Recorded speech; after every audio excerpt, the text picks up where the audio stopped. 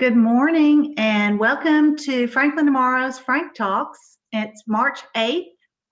I'm Mindy Tate, Executive Director of Franklin Tomorrow, and we've got a great panel for you today. Frank Talks, our City Hall on wheels. So we've got some familiar faces on here and more will be popping in. But hi, Eric Stuckey, how are you? I'm doing great. Good morning, everybody. So you're going to give us the ABCs of Franklin City Government today, right? Absolutely. Look forward to it with some great help. Is there a test though? I'm just worried there's a test and it's almost spring break. None of us really want a test. There'll be no examination or research paper required. It's just information and hopefully interesting information. Hopefully it will be interesting. I've seen the slides. So I've got the Cliff Notes, I guess, version of what's going on. So thanks so much. And we'll be back to you in a few minutes and you can hang on here.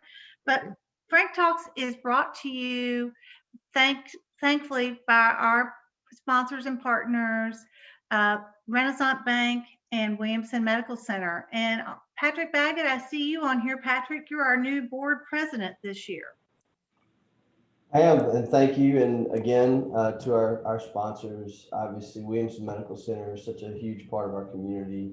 Always gracious in supporting the work of the community. And then Renasant Bank, which we have Tony and Diane today. You guys make this possible, and the engagement and the positivity, the positive conversation we have through these events at Frank Talks couldn't happen without you. So thank you both. And Patrick, you see a familiar face on here, one of our board members representing Williamson Medical Center. Why don't you introduce her? Yes, and so pass it over to Nicole Volk, Williamson Medical. Wonderful. Thank you, everyone. And coming to you live from the campus of Williamson Medical Center on this beautiful Monday morning. Thank you for having me. And of course, can't help but get on here and give a quick COVID update. That's always a hot topic, and things are looking a lot better. Our numbers are significantly down. I just think it's a great testament to keep at the mitigation efforts with the hand washing, the distancing, the mask wearing, and then of course now the vaccine, we're able to get one. So let's keep doing that. And I think hopefully we'll be able to get out of this at some point and get a little bit more back to normal. It does seem impossible to think that it's been a year of dealing with this, but the vaccine, a new phase of the vaccination process starts today, and many more people will become eligible to receive that, and that will certainly make this a situation easier to deal with. Absolutely. It's like 1.1 million Tennesseans are going to be eligible in this phase. It just started this morning. So that's really encouraging. And yes, on Friday was, if you can believe it, the 1 year anniversary of the first COVID patient. And actually Williamson Medical Center had the first COVID patient in Tennessee, if you can remember back to then. So we did some things to commemorate that here, and kind of we'll be looking back at the milestones throughout the month of March. Just it's a good healing process to reflect and look back. So, but as we look back, we know that healthcare really didn't stop in other arenas and other areas. So you have a video for us. Tell us a little bit about that. Yeah, so as the weather is getting more beautiful and the sun shines out, we're all going to be out being more active, which is fantastic. But sometimes that comes with injuries or realizing that you've been having an ailment and it's kind of holding you back. So wanted to kind of educate everyone this morning real quick on our partner, the Bone and Joint Institute, has some convenient options for you with a couple of orthopedic urgent cares that are, one is in Nolensville, that's a new one we just opened, and one in Thompson Station. And then there's a walk-in clinic here on the main campus in Franklin. And, if you get out there and realize my knee's hurting or something's hurting, you can walk in and it's just kind of convenient. So wanted to bring this video really quick just to explain a little bit more about what that is and what that means. So I'll let the video speak for itself. And thank you again, everyone, for having me. So orthopedic urgent care is kind of a specialized walk-in clinic that really focuses on orthopedic issues. You get injured working in the yard, you get injured on the sports field, sprains, strains, we see fractures, we see dislocations. We have urgent in the name because we do see acute injuries here, but we also see long-standing issues. So if you've had knee pain for months, we're happy to see you. We have x-ray on site, so you don't have to worry about going to some other location to get your x-rays and then come back. We have all the bracing, we have casting, splinting, everything to really kind of stabilize your injury and to help start your treatment. And a lot of our locations are actually coupled with one of our physical therapy locations. And so we can even get you set up to get started moving again, stronger, and really back on track. We just ultimately want to get you feeling better and back into the activities that you'd like to do.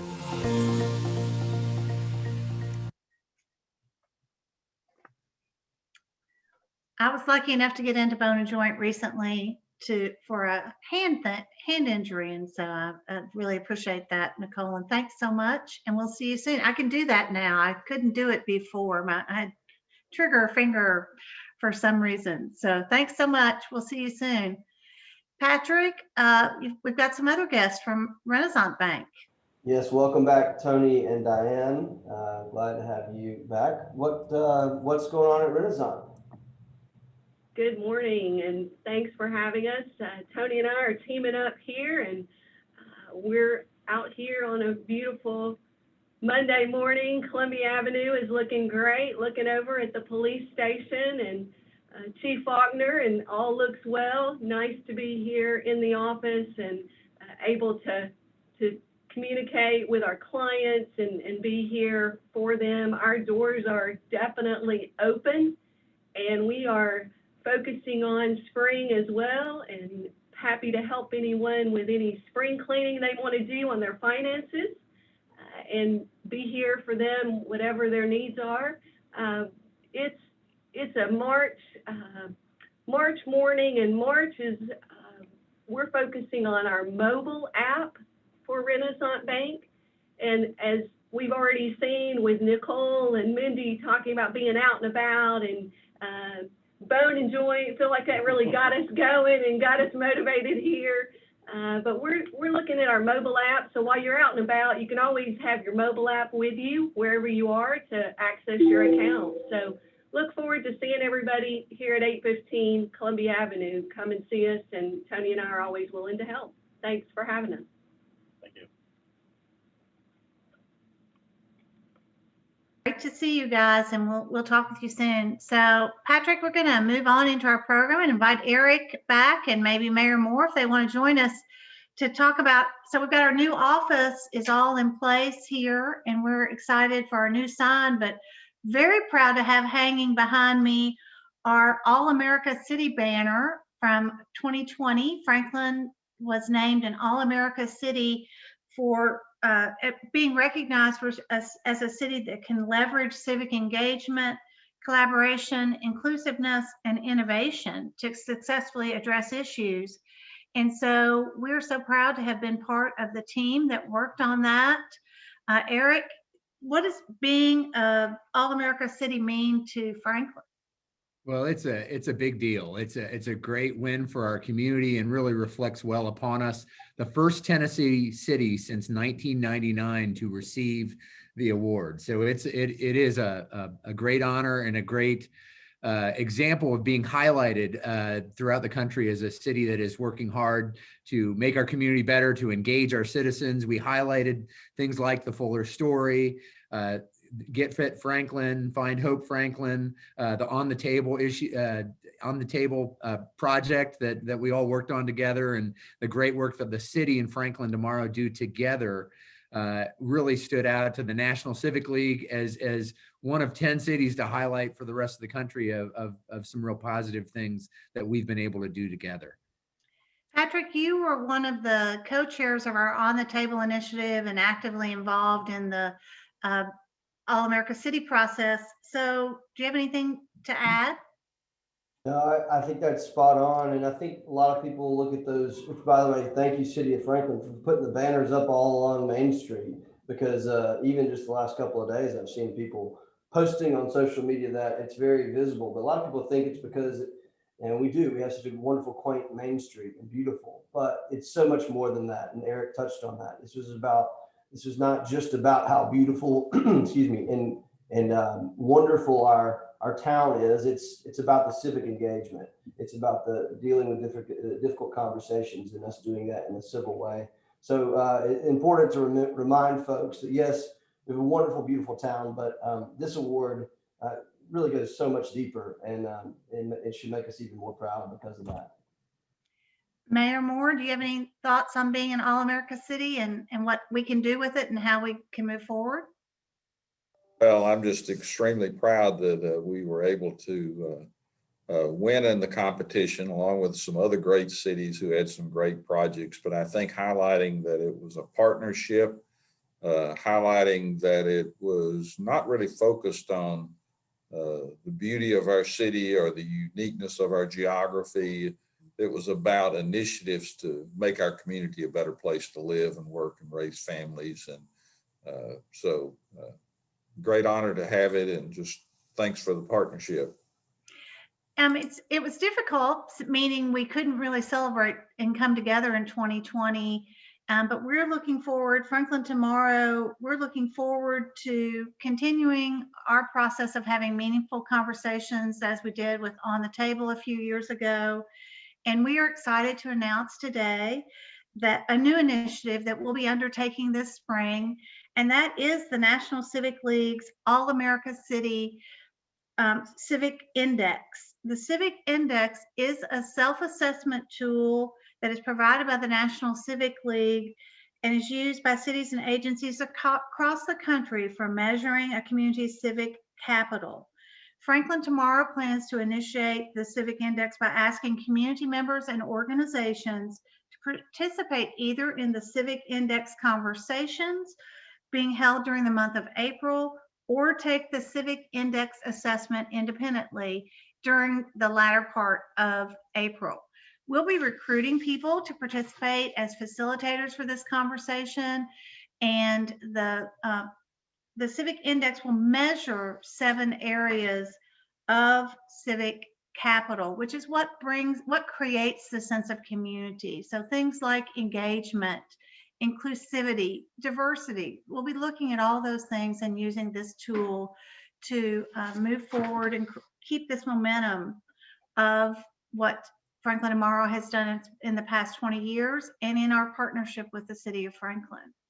So Patrick, I know you'll be actively involved in this, and we hope to have the results sometime this summer, which will dovetail nicely. I think, Eric, y'all are planning to undertake the National Citizen Survey. So talk a little bit about that.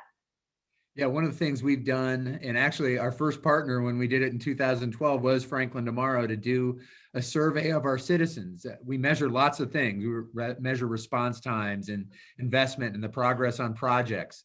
But we also want to know the perceptions of our citizens, their experiences, what is important to them in terms of what we're doing well and what we need to maybe continue to focus in on. And so this is a great complement to that. We've done that survey in 2016, in 2019, and we'll do it again in 2021. And it is a great way for us to gauge our progress and the perception of our citizens. And this will be an even better complement to that, to go in more depth about engagement and other key issues that really help make the fabric of a community. So I think it's going to be a wonderful complement, and we're thrilled to work again in partnership with Franklin Tomorrow and the broader community. And Patrick, we're not going to let a little thing like isolation keep us from having these conversations, right? We've got some great partners that are going to allow us to do this virtually. And so that's exciting.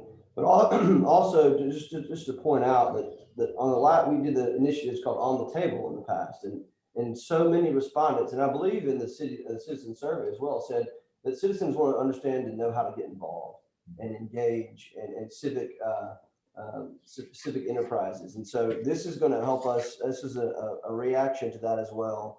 Just another tool in our tool belt to further the mission of Franklin Tomorrow and the goals of the city together. So thank you for your partnership. And thank you to the city for being a partner, but also our great partners are Vulcan Materials and Gresham Smith, as well as Chandler Thinks, which is going to be our research partner for the outcomes. So we're so excited to let you know that we're going to be doing this and begin recruiting facilitators for those conversations that will be part of the Civic Index. And then we're going to look forward to the fall when we anticipate and are planning to do community conversations where we'll actually be back in person and be together, and maybe culminate with a great community event where we can celebrate not only these conversations, but being an All-America city. So we're really excited about 2021 and our 21st year of being part of the city of Franklin. So we're excited about all of that. And thanks to our partners. And our first partner all along for those 21 years has been the city of Franklin. And many people ask, our mission is to engage the community, foster collaboration, and advocate for a shared vision for the future of Franklin. We do that independently with some support from the city, but the city is our partner, and we look forward to having effective government and leadership in our community. And sometimes people with as fast a growth rate as we have here in Williamson County don't always understand how government works. It might have been different where they came from. So today we're going to have the ABCs of city government, and we're going to learn a lot about city government. So Eric, we're going to turn it over to you and Mayor Moore and allow you to share your screen so you can walk us through the ABCs of city government. So thanks, Eric. Great, thank you. I'm going to pull my screen up here, and Mayor Moore and I will kick it off. And you're right, exactly. We sometimes just assume everybody knows these things, and we don't want to do that. We want to make sure that we are giving you the basics, helping you understand the structure and how it works. We work really hard to be first and foremost a community service team, that we're all about serving our citizens, making the community a better place to live.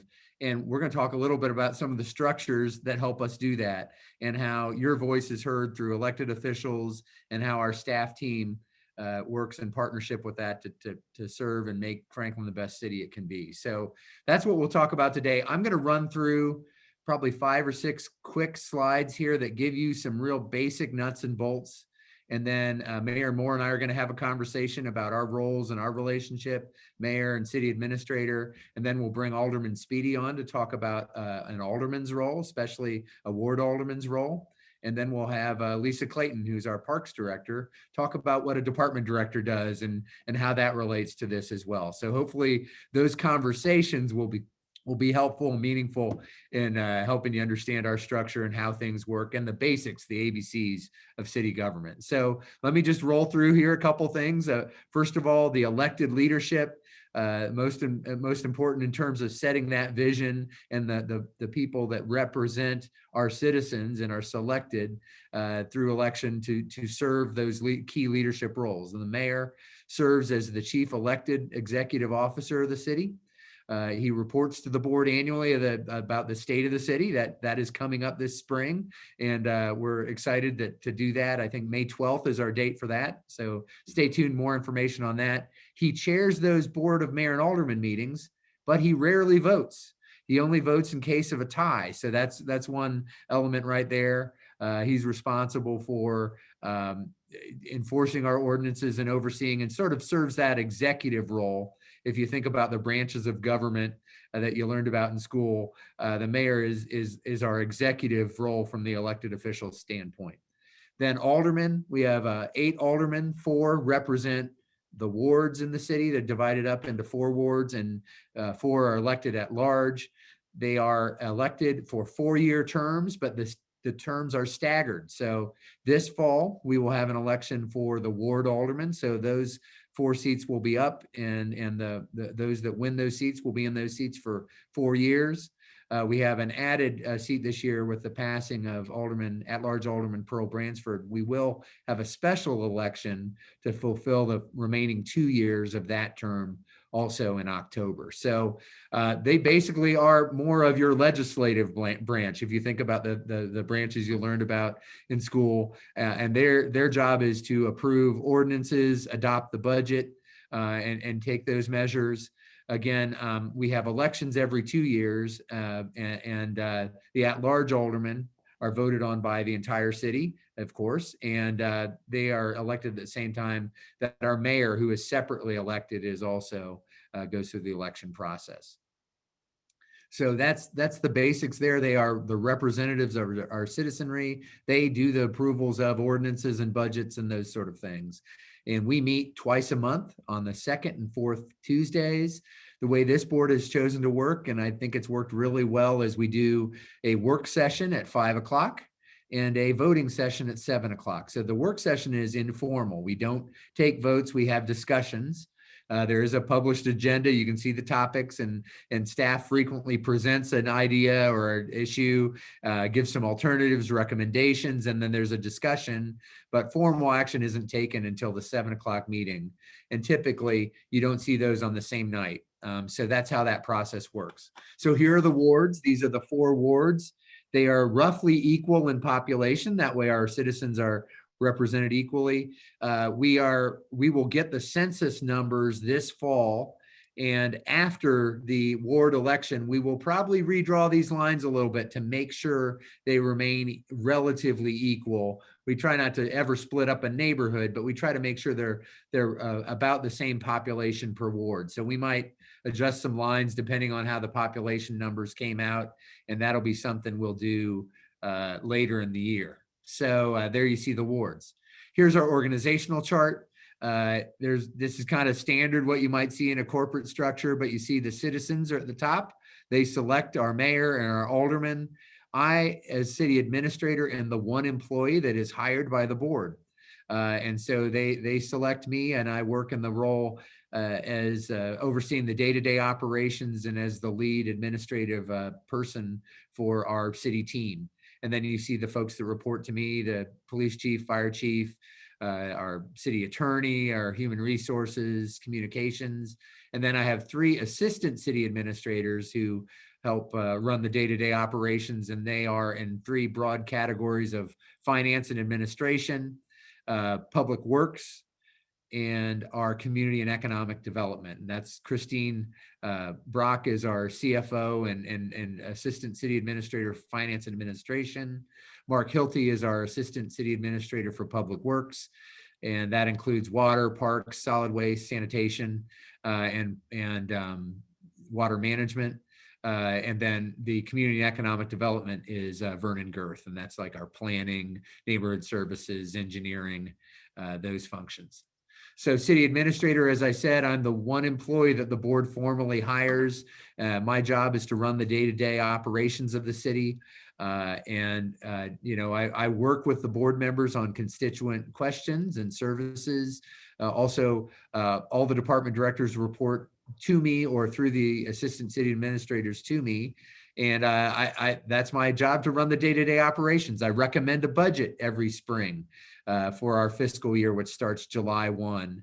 And so that's part of my responsibilities as well. So department heads really each have their own unique responsibilities. And that is, the functions that relate in our city ordinances or code of ordinances that they're responsible for. They work through those and make sure they're fulfilling those, and they oversee the day-to-day operations of their department as well. All right, I'm going to stop with the screen sharing here, and I'm going to move to a conversation with Mayor Moore. Hopefully I ran through that fairly fast, but gives everybody a little bit of the basic background of what's in our city charter, what's in the city ordinances, about our roles and responsibilities.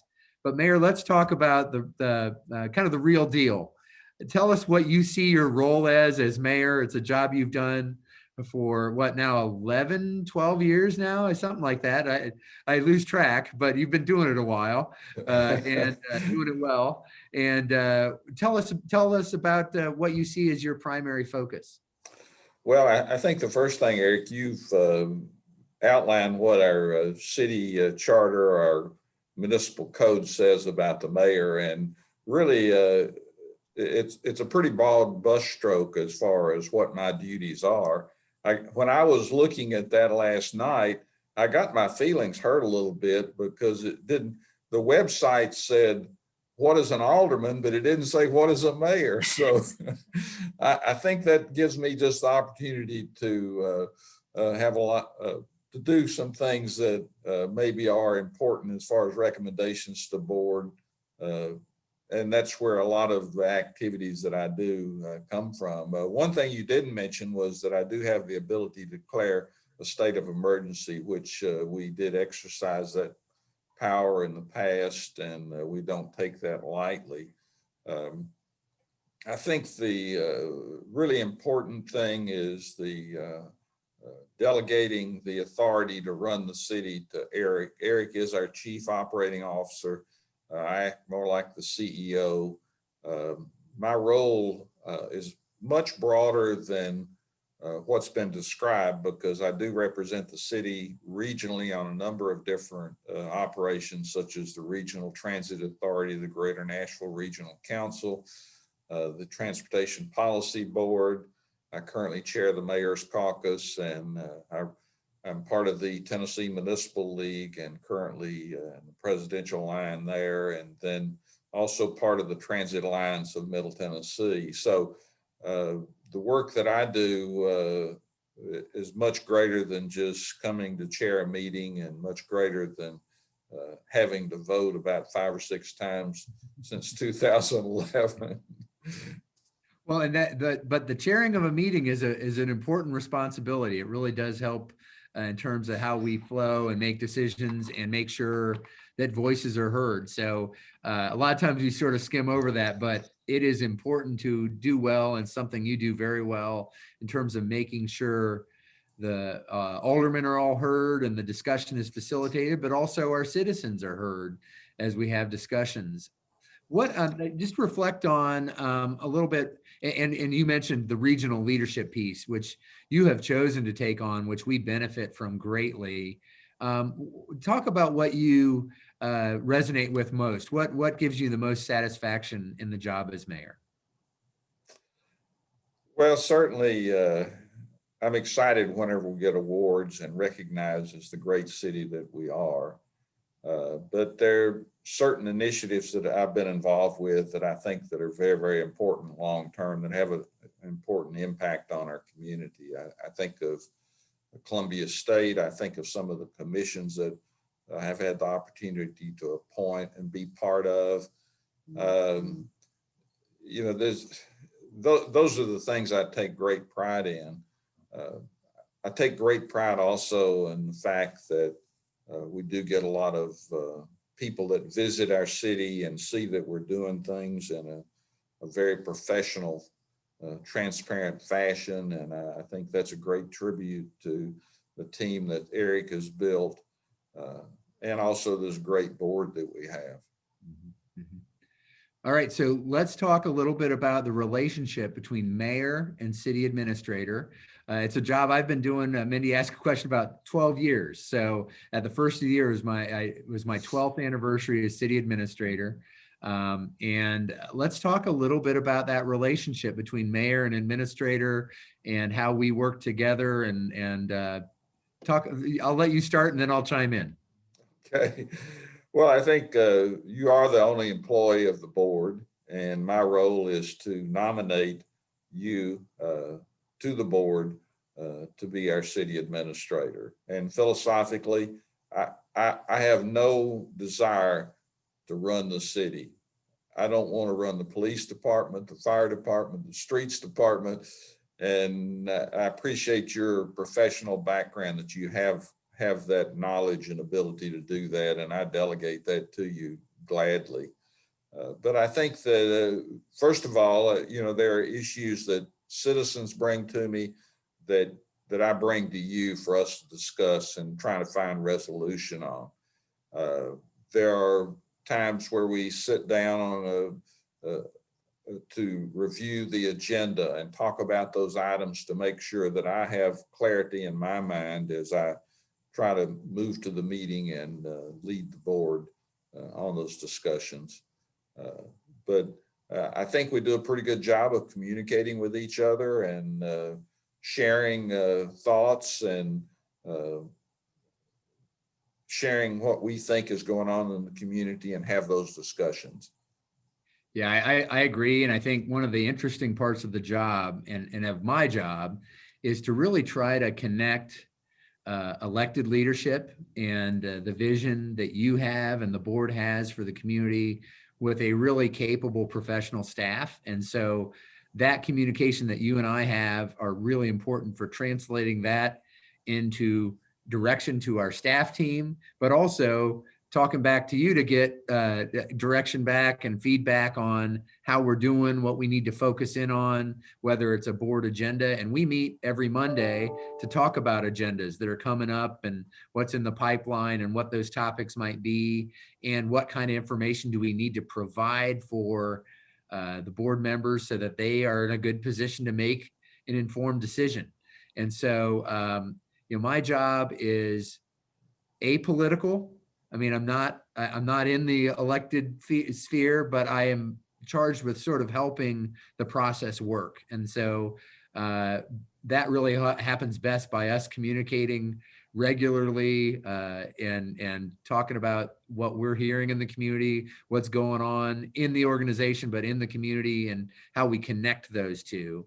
And I always appreciate that. And it's an important task, and there's not one way to do it. It is an ever evolving experience in terms of what the needs are in the community, but having that regular communication that you and I have, and I try to have open communication and information sharing with all the aldermen so that they can always share information with me, concerns, and we all work on it together.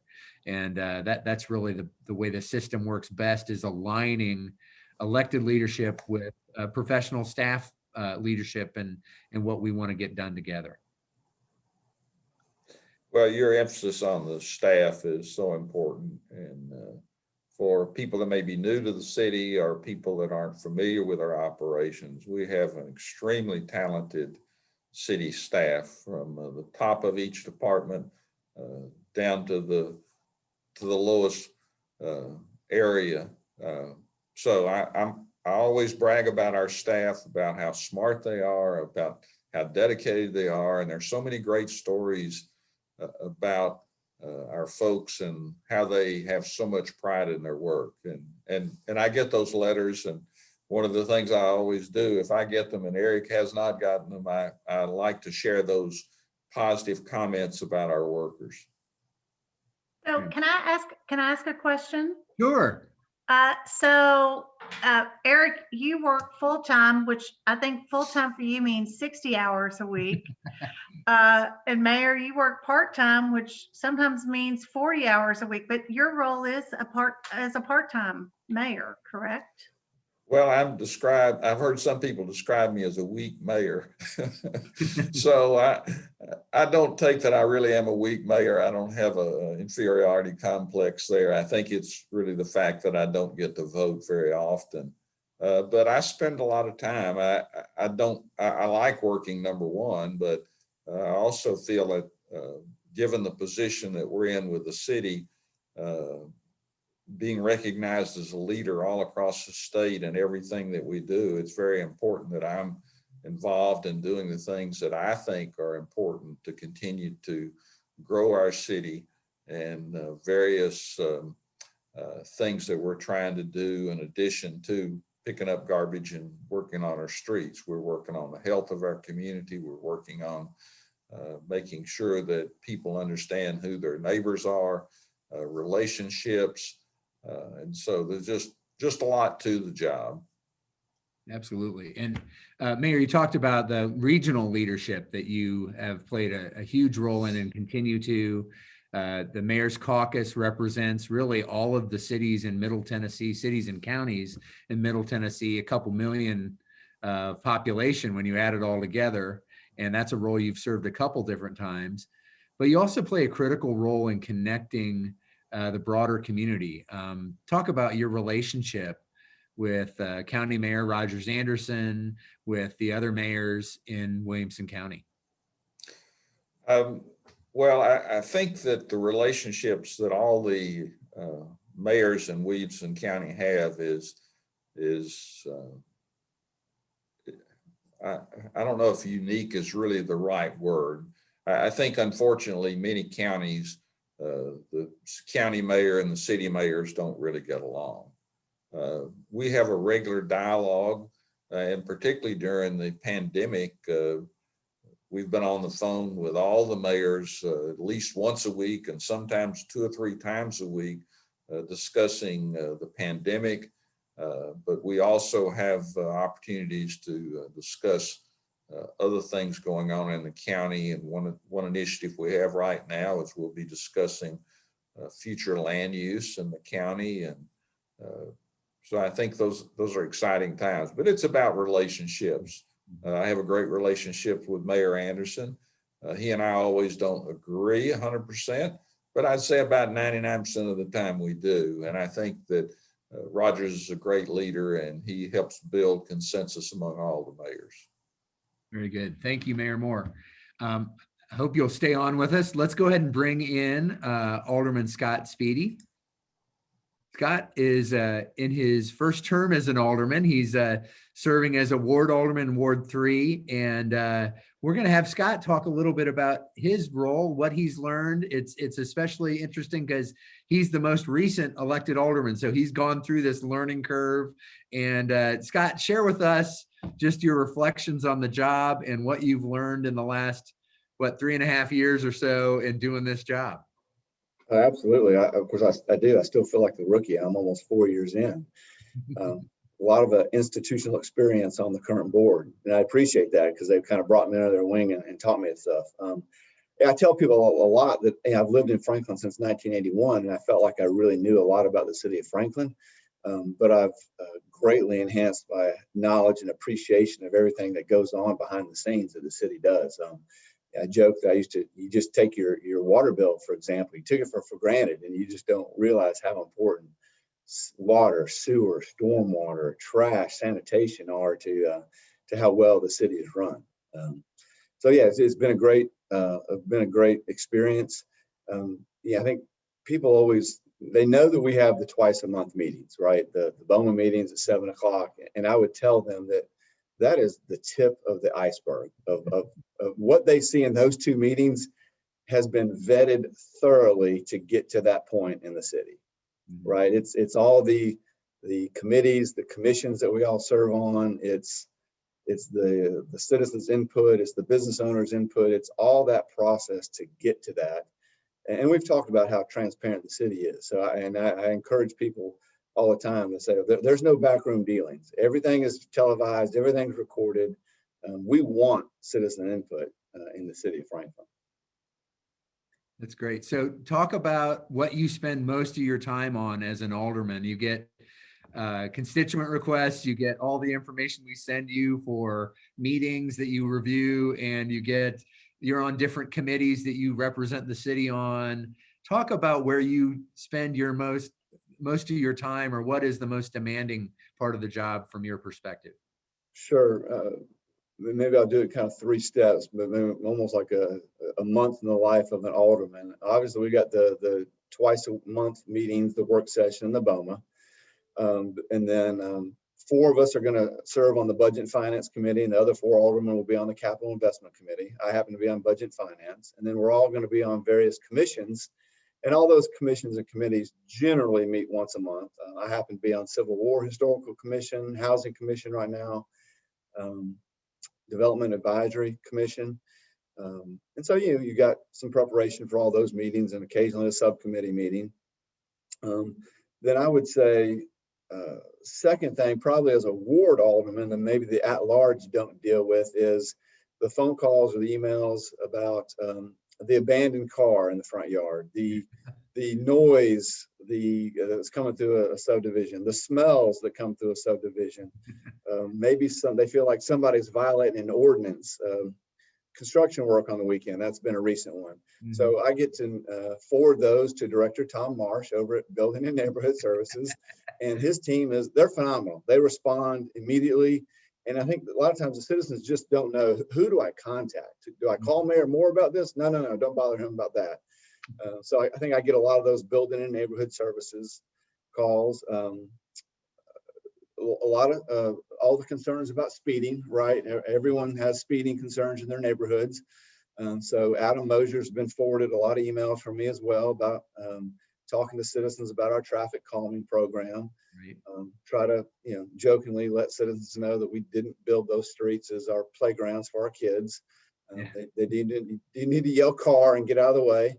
But definitely some speeding concerns. Mhm. And then I think at different times of year, we get a lot of questions, confusions about the bulk brush, Mhm. trash, the blue bins. Why did we change? What's going on there? Um, and again, forwarding on those to Nate and Jack Tucker, and just Melvin's being a facilitator as a ward alderman for a lot of those things. Mhm. Yep. Then I would say probably, and that's just your standard monthly duties. But then I think the bulk of our time really is spent on the fact that Franklin is an all-American city. Yep. People want to move here. And so we have that double-edged sword or problem of there's jobs here and people want to move here. So there's growth and there's infrastructure issues. There's the water, sewer. And so anytime, there's an Envision Franklin amendment request or rezoning or development anywhere, I guess we see it initially from even the neighborhood meetings.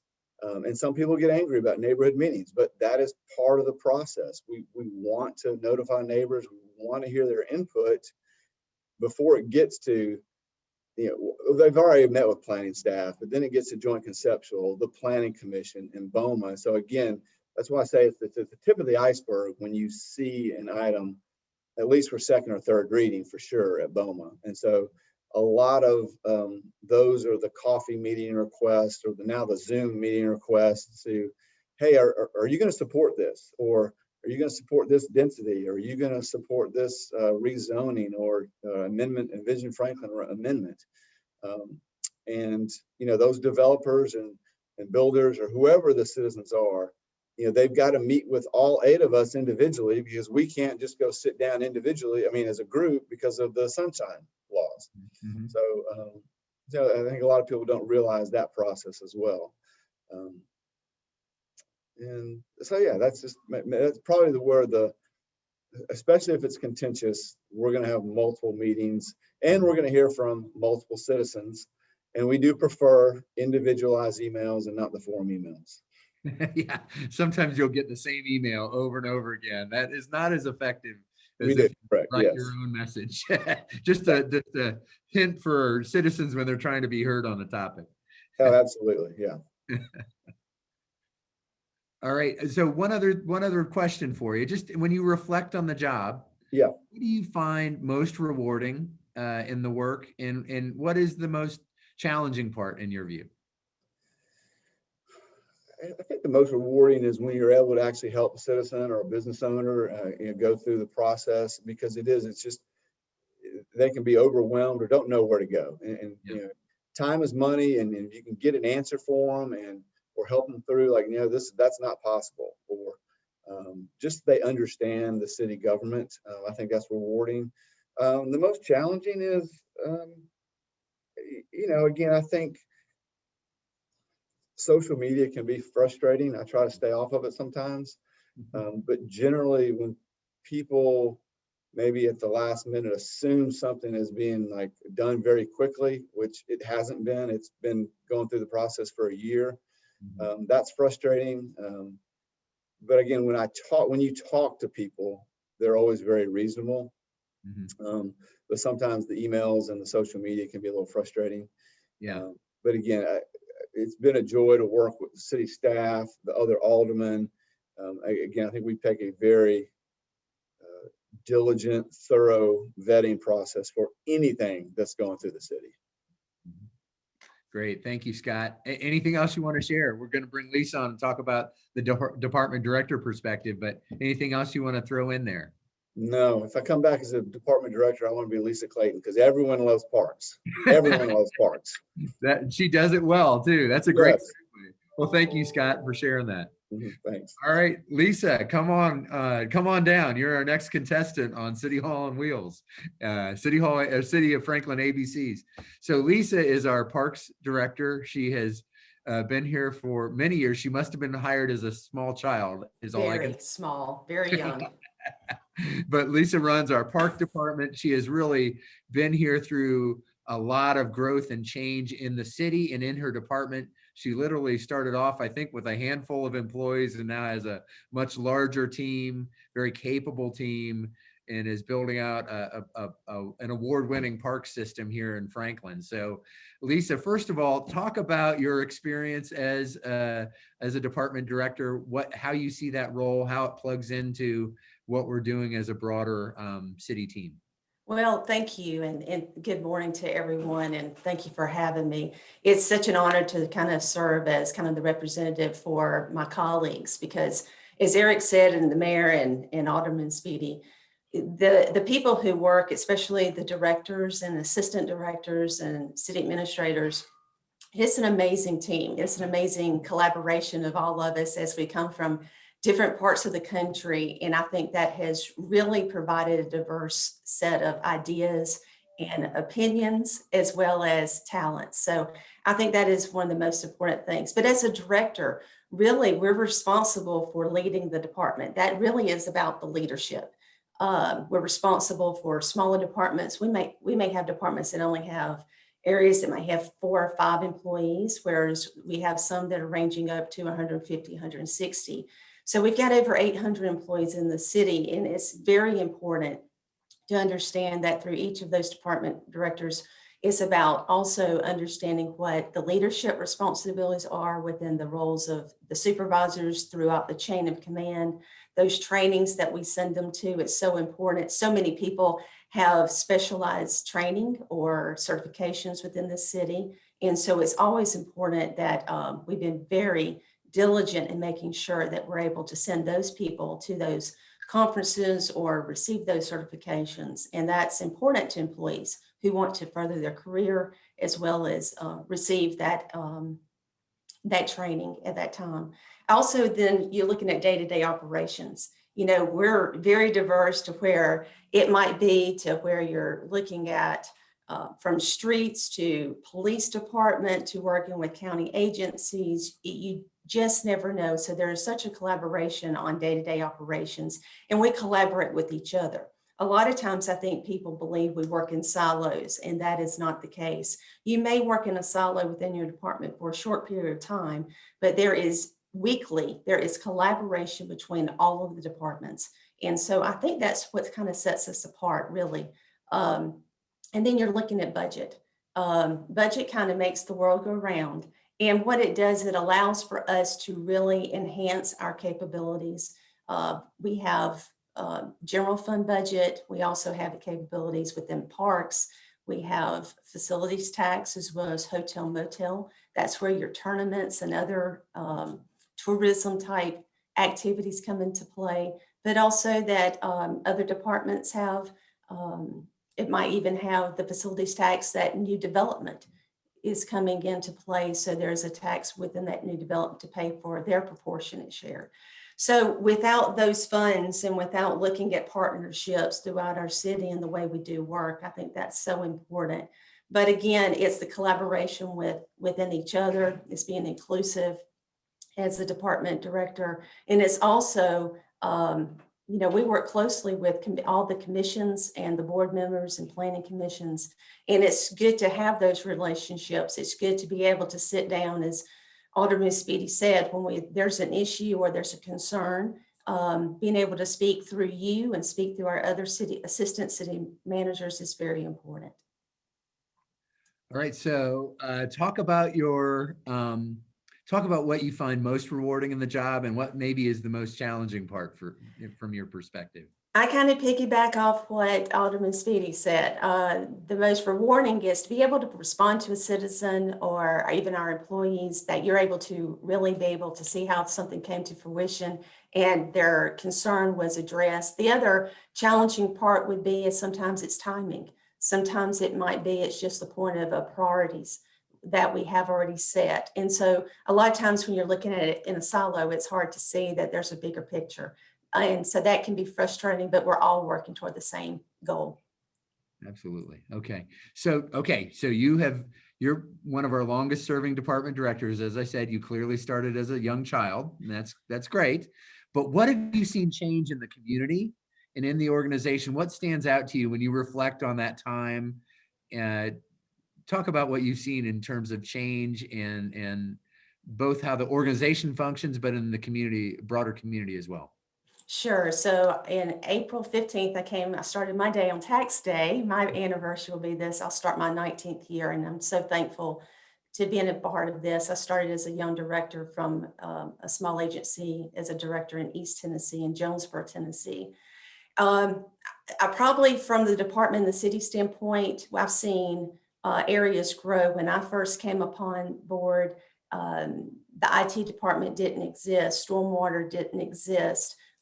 There are areas within other departments that really now you've got to have all of that technology. All of us work together so closely. And that really makes a difference for what I've seen in the community at large is we're able to provide services that people have no clue that didn't exist at one time. And now it is just the way in which we do it, and it's flawless. And so as things grow, I think our process for the way we respond, the way we manage projects throughout the city, that might be through a development project all the way through a capital project. It takes every department to weigh in on that. And that used to not be here when you were a smaller city, because when I came on board, there was around 35,000.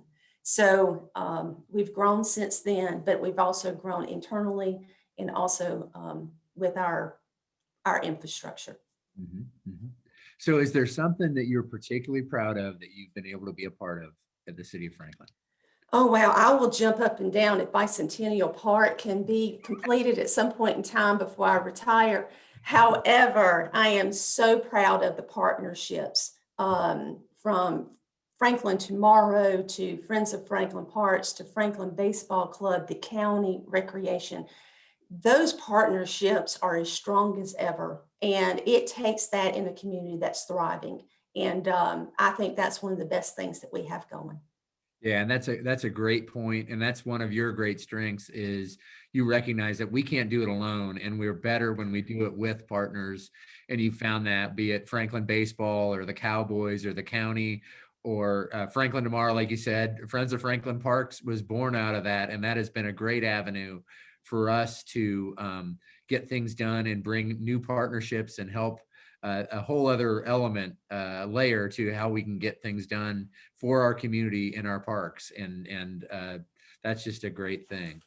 All right, Lisa, what else is there? Anything else you want to share that you had thought about that people need to know about being a department director in the city of Franklin? No, I don't know of anything at this time, but I'm just so thankful again that we've got such an amazing team as department directors. We've got over 30 people on our leadership team, and it takes every one of us to make this happen. So thank you so much to them. Great. Thank you, Lisa. And congratulations on that 19th year anniversary coming up. That's great. And your contribution has been tremendous, and we look forward to that continuing for many years to come. All right, so that's our conversations that cover some key elements of what elected leaders do, what an appointed leader like myself does, what appointed department directors do, and really help serve the city. There's lots of other information available. Let me just pull up real quick, if I can, the city website. And that is a great source. There's all sorts of information there. You can actually, there's that I want to on the right-hand side. You click on there, you can do service requests 24/7 in terms of, say there's a pothole you want to see addressed, you can file it through there, and we track our responses through that. It goes right to the proper department and they address it. And I think last time I checked, our closure rate for things that were reported through there was less than 3 days. So, and that includes some projects that take a very long time because they may involve different interactions with, say, a property owner. So the fact that that is 3 days or less most of the time tells you that we pay attention to that and try to respond very quickly to the needs that come through there. Our social media platforms are very active and vibrant places. We have over 41,000 followers on Facebook now. We're a city that's probably a little over 80,000. So there's a lot of folks tracking through those avenues, whether it's Facebook, Instagram, Twitter. Those are all areas that we work with very closely, especially our communication team. So there is lots of ways that we try to stay connected to our community. As Alderman Speedy referenced to, we try to be extremely transparent. All of our meetings are available for you to watch. And our decision-making process happens right there, whether it's in a work session or a voting meeting or a committee meeting. It's all right there out in the open. And through our website, you can also get all of the agenda materials. You can see everything that is in front of our board. You see the same material through our website. And that's the information they have to make their decisions. So again, we want to encourage you to engage. That is what makes Franklin a true community and a place that we all love to be a part of. So I'll stop there and bring Mindy back on here. And if there's anything else we want to share, I think all of our participants are still on the line as well. If you would like to have any other questions asked or anything that we didn't touch on that we should have. Well, I do think the city website's a great resource, as well as your YouTube channel and your City of Franklin TV that most people can pick up, because it's amazing to see the number of people watching those meetings alongside us, or seeing them now that you can watch them on Facebook Live. And that's been sort of the advent or benefit somewhat of the pandemic, putting us into having those meetings electronically, right, Eric? I think that's been good. Absolutely. Yeah. And we've learned some things. Alderman Speedy referenced neighborhood meetings. We've done neighborhood meetings through the virtual platform Zoom. And staff has told me in certain cases, we've actually had better participation in a virtual meeting than we did in person. So there may be some things we learn, and we may blend the in-person and virtual together somewhat when we're through the pandemic time that we're working through. And again, the numbers are encouraging. We're making progress, but we're not there yet. We're in the last mile or two of the marathon, so let's push through it. But when we get through it, we will have learned some things. And I think that will be a positive for us long-term in terms of how we connect to citizens and to one another.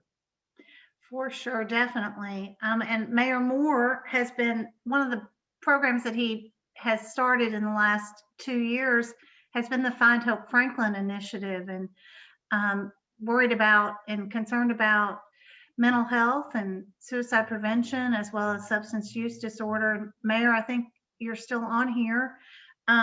But last week we had a great milestone in that 11 people in our community were trained to be able to provide the question, persuade, and refer training through a grant associated with Vanderbilt Community Health. And I know that's been important to you. Well, thanks for bringing that up, Mindy. And I plan on using the same photo you're sharing with me, if I can, in our miscellaneous reports tomorrow night at our board meeting. You know, when we became one of the healthier communities in Tennessee, we recognized 4 different aspects of health in our community: obesity, tobacco cessation, activity, and mental health. And the hardest one we've had to get much discussion and traction around has been mental health. So the Blue Ribbon Panel, which is now known as Find Hope Franklin, with the support of the city, studied mental health and as far as how we wanted to approach it. And we thought that, number one, it was important to start a discussion, destigmatize conversation about mental health. We were concerned about suicide. We were so concerned about the availability of resources, or at least information about the available resources. And finally, we identified that it is important to train people. I mean, it found that it's also important long-term to try to maybe have a facility rather where mental health patients in mental health crises could go, rather than jail and the emergency room. So, and we're glad to have been a part of this. But our class last week involved representatives from the Franklin Special School District, the Hispanic community, the senior community, the faith community, as well as police, fire, and other areas of local government, as well as our community. And we also, later this month, have planned a series of QPR training, question, persuade, and refer, which will be March 29th and March 31st. And each of those 2 days, there will be 2 sessions, free sessions offered of a 90-minute program that our community members can register for and attend. And you often say that QPR should be as familiar as CPR. Absolutely. We're talking about life and death situations, and certainly CPR has been very popularized as far as the way we save lives.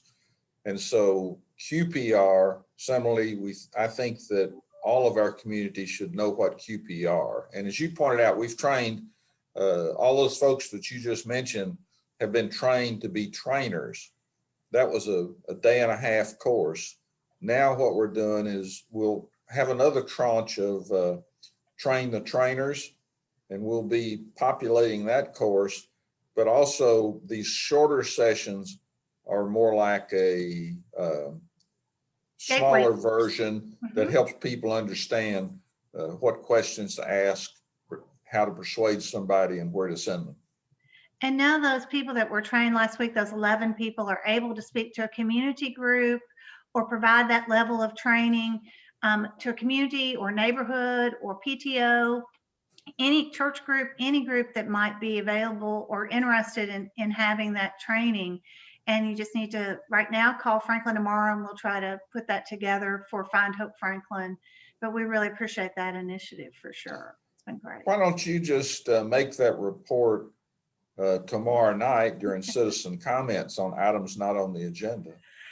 We'll talk about that today. We'll see about that. We'll see about that. So thank you guys, and we're going to take care of a little housekeeping business with Franklin tomorrow. But thank you. I think we've just scratched the surface, and Eric's presentation was really just about the first 7 or 8 slides of his presentation. But with his approval, we'll put the full presentation on our website today so that people can learn more about the finance and the operational goals of the city, so people can have that information. So thank you, Eric, for sure. Absolutely. Thank you. So coming up this week is our 2nd episode of our new podcast, Front Porch Conversations. And Tom Lawrence and I, Tom Lawrence, the voice of Williamson County from WAKM Radio and a longtime Franklin resident, we were high in the sky talking at Avenida of Cool Springs at 222 Mallory Station Road, which was the former home of the WAKM Radio. So we really are looking forward to that. That will launch this Thursday. You can find it on our website, but you can also find it on Spotify. So just search Franklin Tomorrow on Spotify, and subscribe, and you'll be notified when new episodes are released. And you can do the same thing on YouTube. We're very active on social media. We have a lot of channels that you can be part of. And so look for those and how you can be part of those and get information as we post it. We would ask you to support Franklin Tomorrow in our efforts to be part of our community. One of the great ways to do it is to consider purchasing a historic Franklin license plate when it's your time to renew your car tag at the county clerk's office. And also, all donations to Franklin Tomorrow are tax deductible.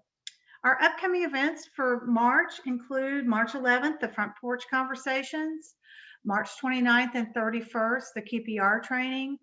Our next FrankTalks will be April 12th, and then our next virtual Breakfast with the Mayors will be April 27th. So we're going to follow the guidelines, but also really try to keep everyone safe as we move into those final phases of this pandemic, hopefully, and move forward into being back together again. We want to remind you, we'd love to hear from you if you'd like to be part of the Civic Index facilitated conversations. You can email Carly at franklintomorrow.org to learn more information, or just reach out to me, Mindy, at franklintomorrow.org. Thanks so much for being part of FrankTalks. being part of our engaged community as we come back together again in the future, in-person meetings where we can engage and collaborate to make Franklin one of the greatest places to live. We are an all-America city. Thanks. Go out and make it a great day, but stay safe.